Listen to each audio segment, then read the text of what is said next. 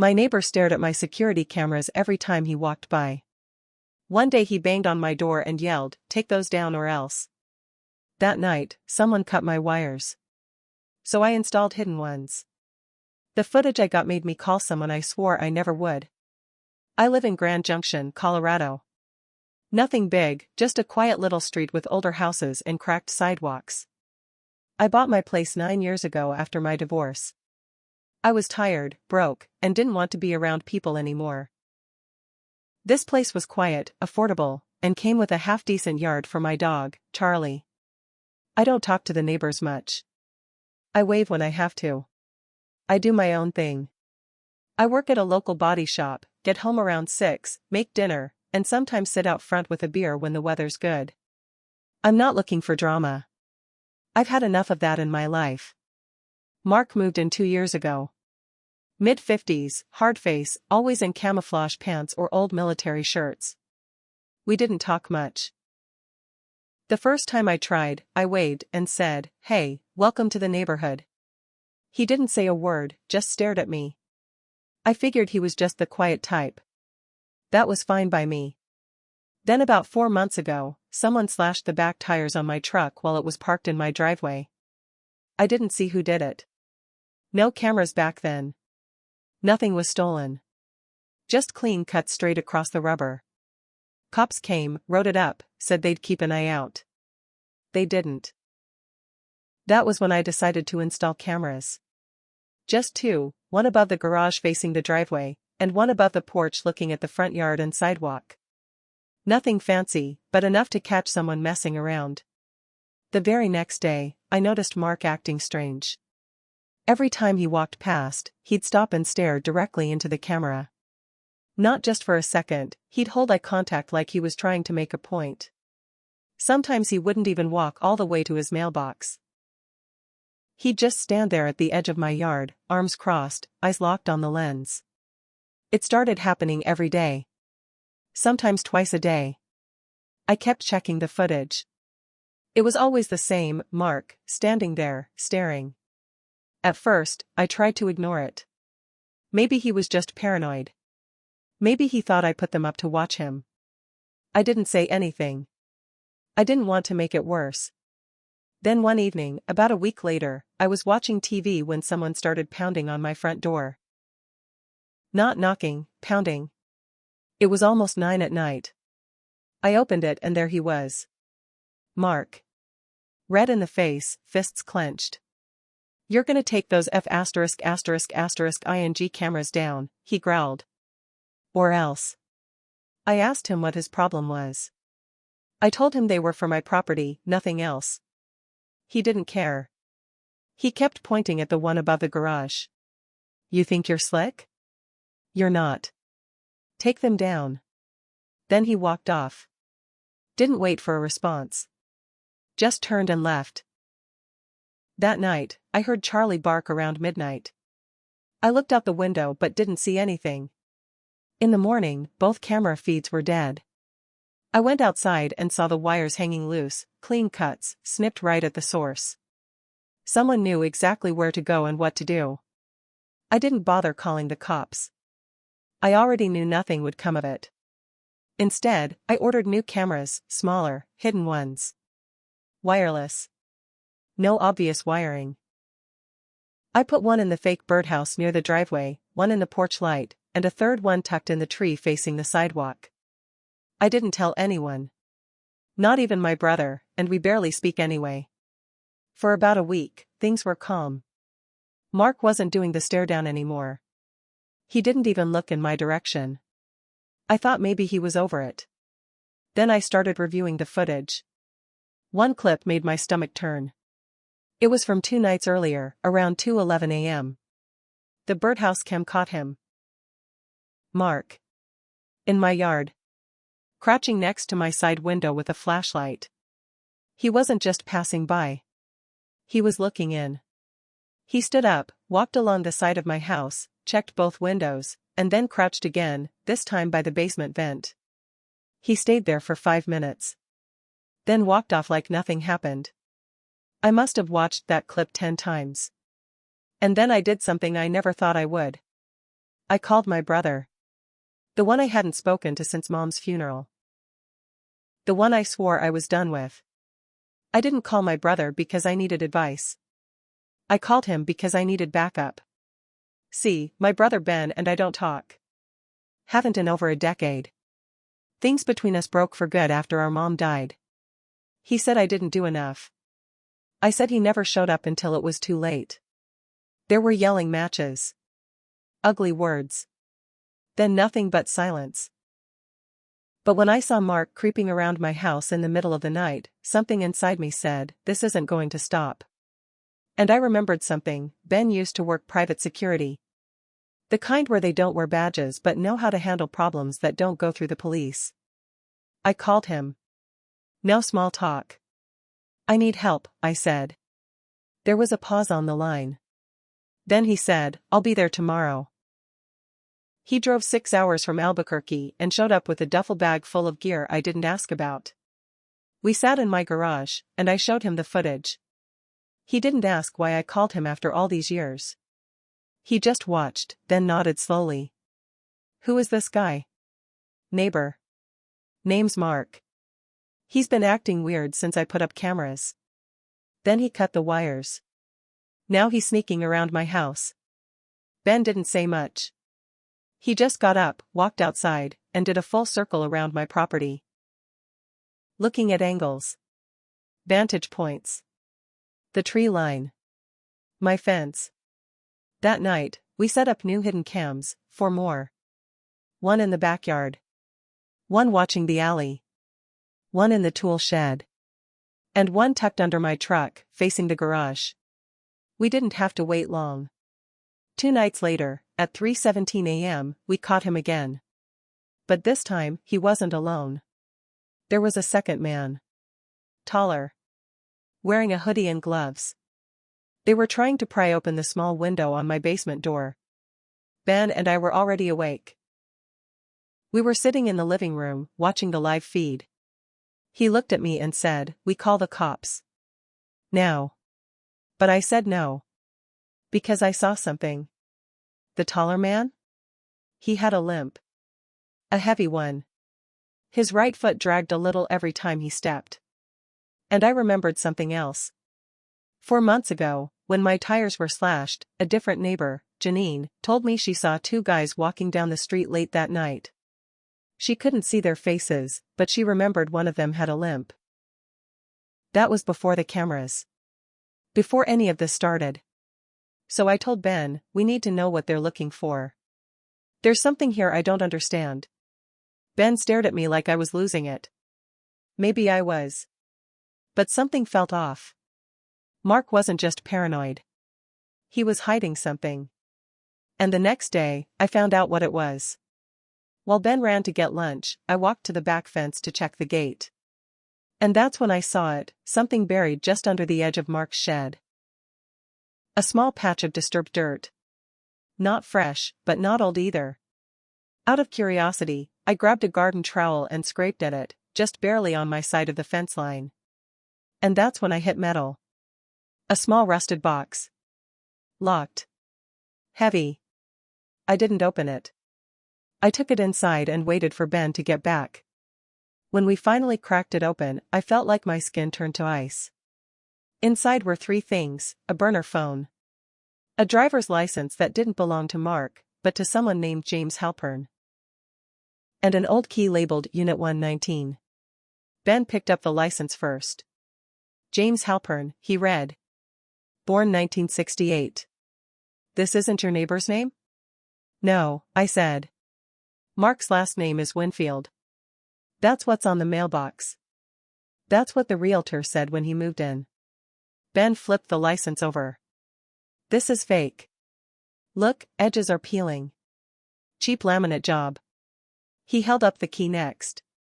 It was old. Brass. Scratched up, with a tag barely hanging on, Unit 119. Storage unit, maybe, I said. He nodded.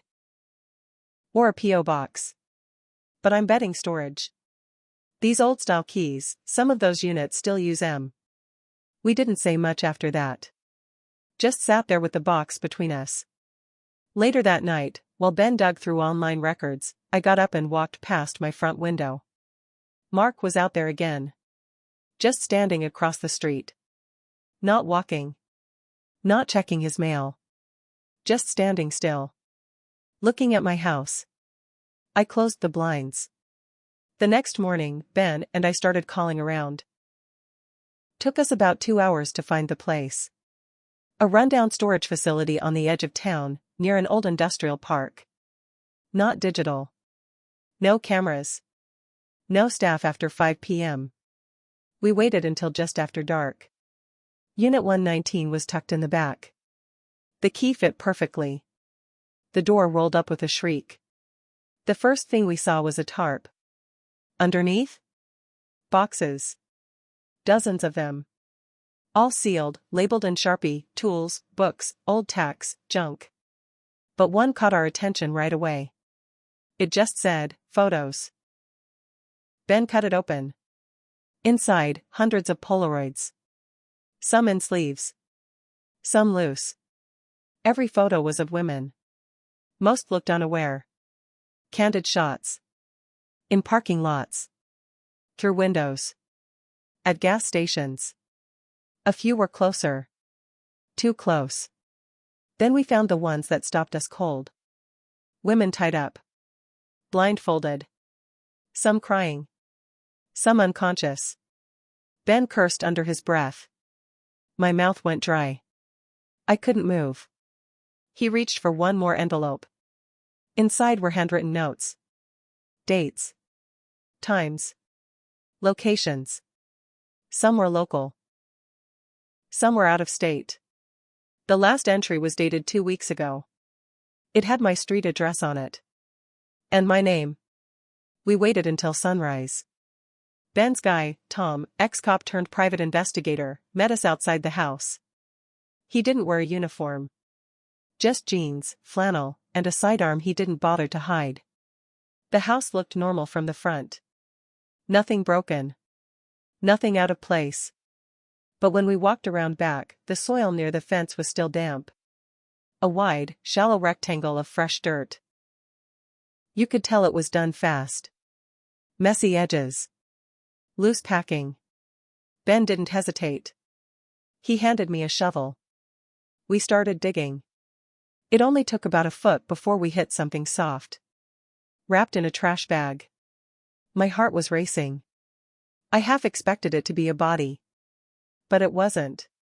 Inside the bag, a set of women's clothes. Torn. Dirty. Stained. Shoes. A purse. A phone with the screen smashed in. Tom stepped back and swore under his breath. They weren't burying something they did.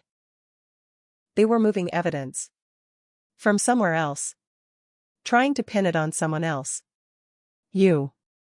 That thought hit me hard. Mark had been watching me for weeks, maybe months. He knew my routine. My property lines. My habits. If Ben and I hadn't installed those hidden cams, if we hadn't seen them that night, that bag might have stayed buried for weeks. And when someone finally found it, they'd have assumed it was mine. That was the bigger picture. Mark wasn't just paranoid or sick. He was methodical. He wasn't trying to scare me off. He was setting me up. Maybe something had gone wrong in his past. Maybe someone had started asking questions. Maybe he knew time was running out. And he needed a fall guy. Me. Ben stayed calm, but I could see it in his eyes. He was thinking the same thing I was. We were already deeper into this than we ever meant to be. Tom took the bag, sealed it in another one, and said he'd take it to someone he trusted for analysis. He also said something else. I've seen this before. Guys like him, organized, obsessive, they don't just stalk at random. There's usually a trigger. Someone from their past. Or a mistake they made once. That made me pause. Because I remembered something from over a year ago. Late one night, I'd found a drunk guy passed out near the alley behind my house. He looked roughed up, bloody lip, bruised eye. I didn't call the cops, just offered him water, and let him sit on the porch until he sobered up. He said one thing before he left. I tried to warn her. But he got to her first. At the time, I didn't know what he meant. I assumed it was relationship drama. None of my business. But now I wondered, was that guy trying to talk about Mark? And more importantly, what happened to the woman he was talking about? I couldn't let it go.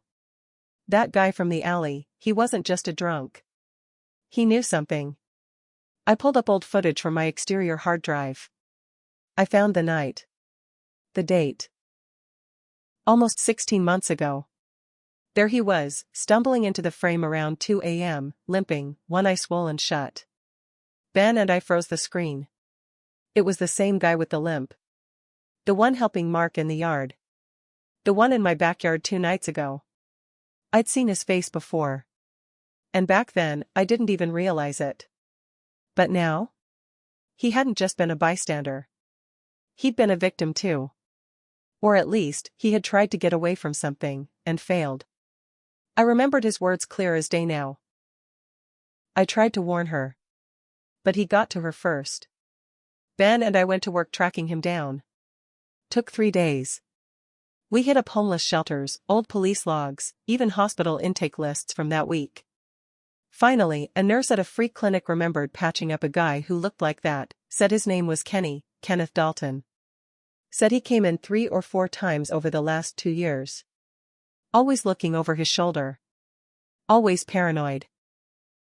We found him at an abandoned strip mall south of town, living behind a boarded-up nail salon. He tried to run when he saw us. Ben stopped him without hurting him. Just stood in front of him, calm, firm.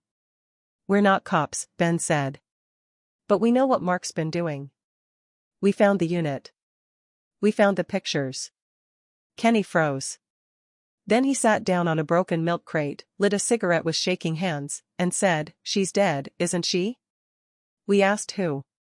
He said her name was Allie. She was his sister. She met Mark at the VA. He helped her with rent. Said he'd get her clean. She was doing better, for a while. His voice cracked. But then she disappeared. And when I started asking questions, he came after me. Ben asked if he ever went to the police. Kenny laughed. "Yeah. Once. They thought I was just another cracked-out brother trying to shift blame. Told me to get clean, then maybe they'd listen." He didn't know where Mark had taken her. But he said he once followed him out to the desert. Thought he saw him bury something. But he got caught, woke up 2 days later in a ditch. We left Kenny with some food, some cash, and a burner phone. Told him to call us if he remembered anything else. Then we went back to the storage unit. This time, we brought bolt cutters and gloves. We opened every box. More photos. More names. One of them, Allie Dalton. Dated 3 years ago. Last entry next to her name said, "Resolved." Ben looked at me. "Whatever this is, it's been going on a long time." And then he handed me another envelope. One I hadn't seen yet. Inside? A photo of me. Sleeping. In my own bed. Dated 6 weeks ago. That was the moment I realized it wasn't just about what I'd found. It was that he'd chosen me next. I haven't gone back to the house since. The cameras are still running, but I stopped checking them. Some nights I wake up wondering if he's still out there, watching someone else now. Or waiting. And what scares me most isn't what I saw on that footage. It's that I almost didn't look. I almost just let it slide, like it was nothing. Like I always do. Because maybe the truth is, I didn't want to know how close he already was.